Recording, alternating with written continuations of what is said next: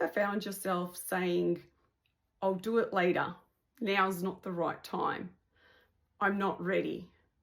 Perhaps there's something new that you would like to reach for. Perhaps there's a goal that you would like to achieve that you haven't achieved before, and yet you find yourself staying where it's safe. Yes, staying where it's safe feels comfortable. It may give us that feeling of certainty and predictability because we know how it's going to go, but it's also limiting us. It limits our growth, it limits opportunities, it limits the skills that we can develop.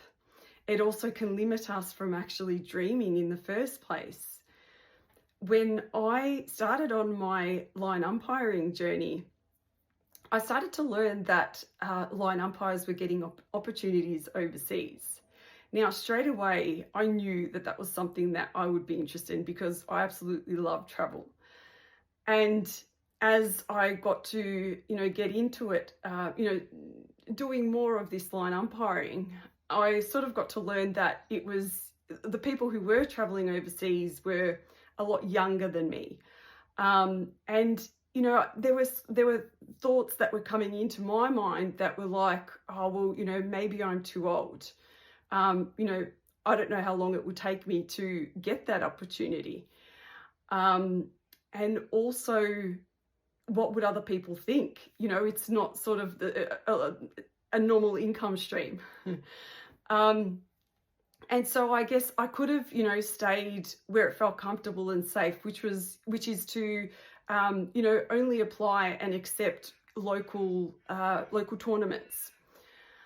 But as I, continued to do this, like as, I continued to put up my hand for different events, locally, I just, the passion for it just grew so much stronger. Like I really loved it. I really enjoyed it. And I was then, I was like, oh, I'm determined to actually travel with this because I loved it so much.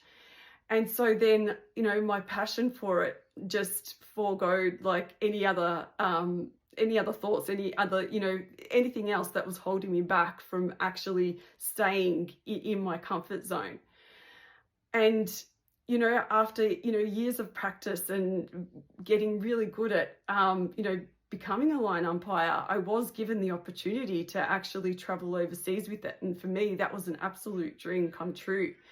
And if I hadn't actually pursued that, that would have actually also prevented me from doing everything after. And, one of those things was actually developing the course that I've created, which is